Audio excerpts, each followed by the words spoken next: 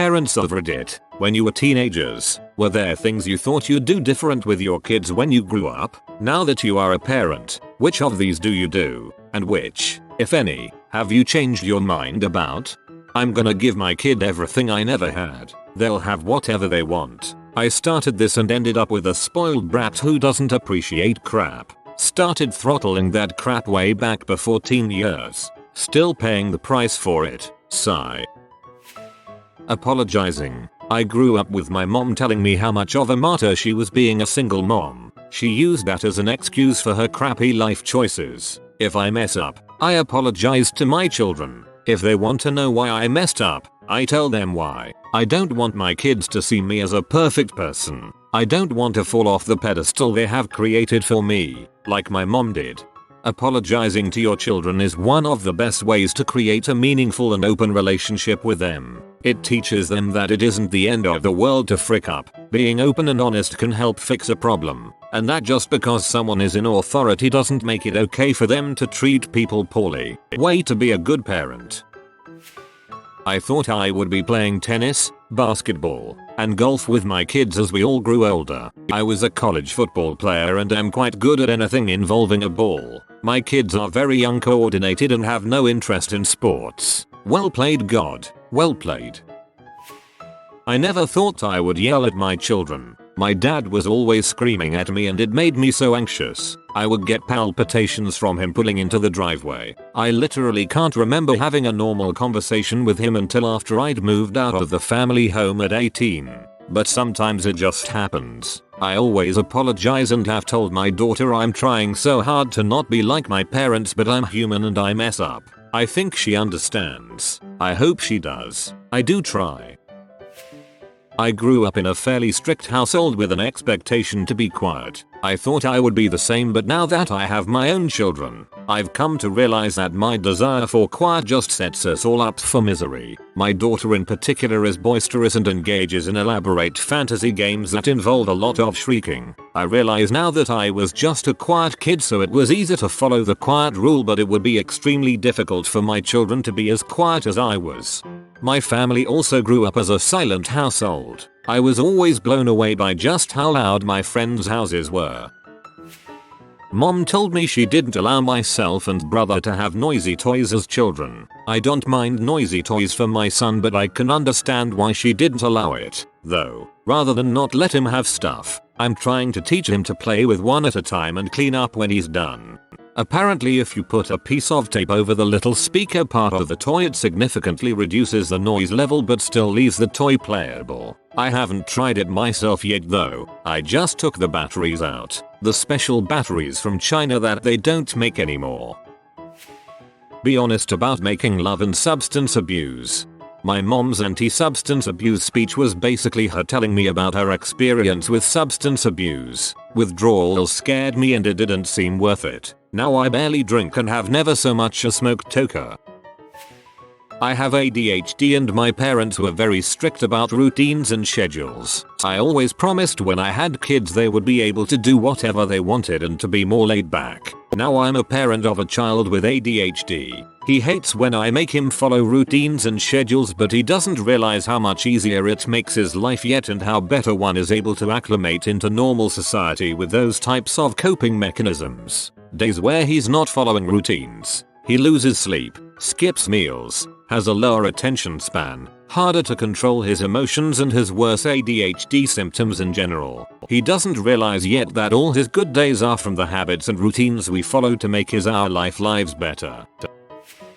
When I wrote my list of things to do before I die at around age 20, I wrote be my child's best friend, not the grumpy parent. Now that I'm a dad, I realize how wrong I was to think that being a parent is guiding and teaching your child to be a balanced human being, and that often involves discipline and negative reinforcement. I love being my child's friend, but I realize now I am more than their friend. I'm a role model and a counselor and their parent. Guess I'm getting old, lol.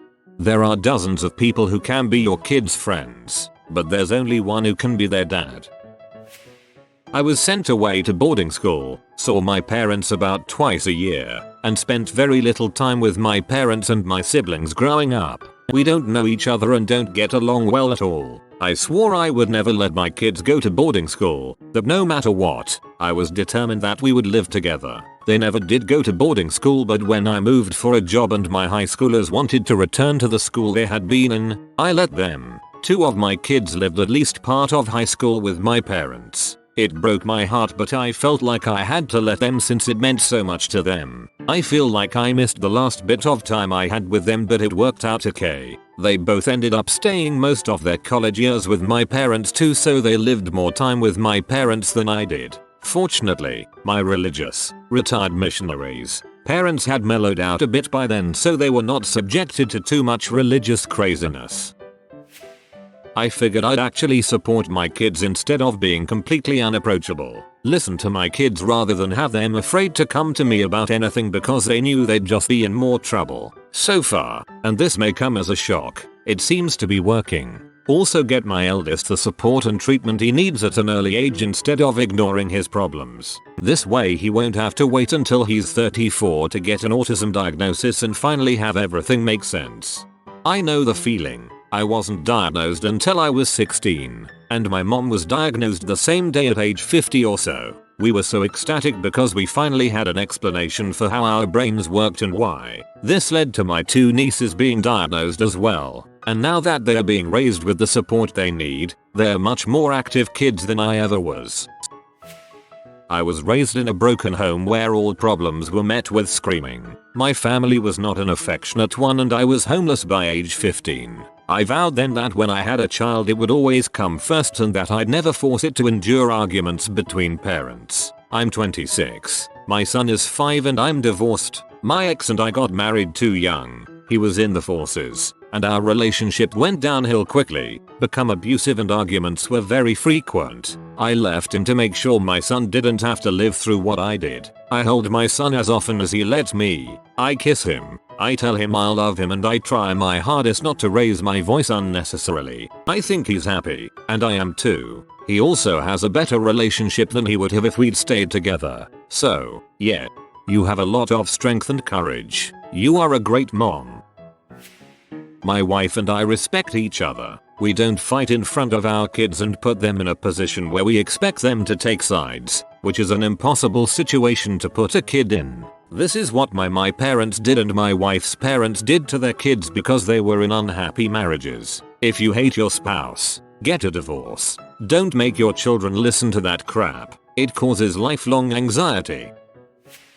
Couple of things. I thought I'd never tell my sons how to wear their hair, but I did. Old fart. Sorry. Also always never said I'd hammer them about their friends, but I did. Look, whether you like it or not, you'll probably turn into your parents. Face it, sometimes experience counts. Mind you, the one kid I always told my sons to stay away from has turned into their savior. He's pulled their butt out of the fire a couple of times and has always been loyal. So as dad and mums, we're not always right. My brother was a total T in high school, smoked toker every day and drank every weekend, argued with anything with a pulse just for shoots and gigs, didn't give a frick about life. Now he's a firefighter and actually pulls people out of the fires. I have no doubt he was a kid parents said to avoid. I always said I would never hit my child and try to be open and honest. I grew up physically and emotionally abused, so my childhood was basically a what not to do guide. The people would always tell me things will change when you have a child, etc. My daughter is almost 5 and still never laid a finger on her in anger and still know I never will. I've found far better ways to discipline and communicate with her and I think we are far better for it. Thanks to my parents, I will know what not to do with my future children. My parents were big on housekeeping chores being divided by gender. Boys did outdoor work, putting out the garbage, mowing the lawn. Girls did indoor, cleaning bathrooms, doing dishes, cooking. Yeah, that bulls went out the window with my kids. Everybody does everything. Everyone needs to know how to cook. You're not always going to have someone to do it for you. If I have kids, I hope to teach them this as well. I always imagined that I would sleep. I thought I'd have my first baby sleeping in her own room from day one and that she would learn to sleep by herself because I wouldn't feed into her neediness. I was absolutely adamant about this up until the day I gave birth and realized that Babies generally need to be close to a parent to be happy, and B. Dragging myself out of bed and down the hall multiple times a night to breastfeed and comfort a newborn was setting myself up for torture. Also, babies are supposed to be needy. Not saying that people should make martyrs of themselves trying to hold their babies every second of the day, but trying to train a tiny baby to be independent isn't going to work and will make everyone miserable. I want to do things exactly like my parents did. Love you, mom and dad. I intentionally do things very differently from my parents, and I often decide what to do with my child by thinking about what my parents would do in a given situation and then do something very different. So, I never yell or scream at my kid. I never use or threaten to use violence for discipline. I tell her I love her every day, and I always listen when she has something to say. My parents weren't terrible people or anything, just distant, preoccupied, and my father was incredibly short-tempered. I still work hard to be not these things every day. I never understood why we couldn't have any sugar cereal, white bread, Chef Boyardee or toys that had commercials on TV. Now I get it. How could you be so stupid was a phrase I would hear as a kid no matter how minor the offense. I swore I would never use that phrase. As a parent, I fight the use of that phrase but am convinced I am saying the equivalent using body language in addition to my verbal response. I've learned to be patient with my reaction and get them to speak first. They usually feel worse about their mistake than I do, but I try to get them to see how it fits in the big picture. In my case, my parents were fairly laid back, former hippies, not at all disciplinarians. I got away with a lot of crazy crap as a teenager and there wasn't a lot of follow through when it came to them expecting me to have any responsibilities. I've been a bit more structured with my kids. I wanted them to understand that yes, they are required to help out around the house. That yes, they are required to give a crap about school. Even if you think school is balls, you get the most out of that experience because you're going to go regardless. They understand the cause and effect of their actions. When I was a kid, I always said that I'd let my kids eat whatever they wanted. Now I'm a parent and my daughter is the pickiest eater in the world, and if I'll let her eat whatever she wanted, all she'd eat is crap and die of dehydration. I get it now. As an adult, I'm so grateful that my mom banned sodas and sugary food in our house. I'm glad I didn't grow up eating fast food for dinner and that my parents actually cooked for us. Good eating habits stayed with me for life and I just hope my daughter feels the same way when she grows up. The daily fight to get her to eat healthy and try new things will be worth it then. My mother yelled a lot. My father ignored me. I did the opposite when my daughter was born. It's amazing what love and attention can do for a child. I swore I would never beat my kid with jumper cables.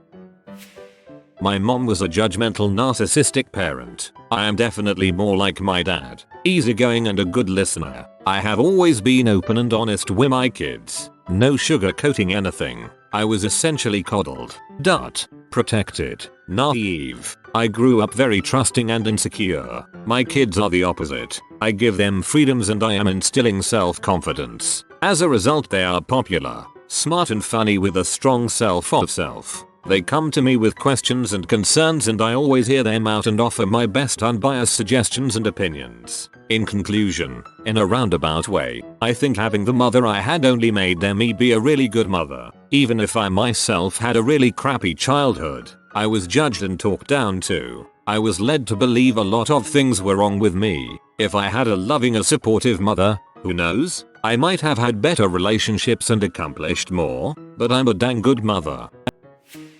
I learned to listen to both sides of the story before making my decisions, and always remembering that I was that age at one point. I thought I would be a much better parent. In some ways I was, some ways I wasn't. Somehow my kids grew up to be really great people I am blessed to have in my life. I don't know how that happened. It sure wasn't me.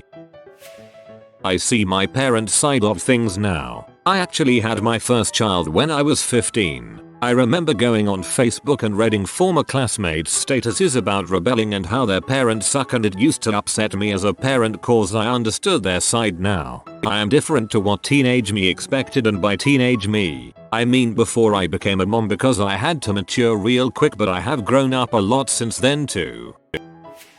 If you are new to the channel, you can subscribe. I publish new videos every day. Until then, check another video.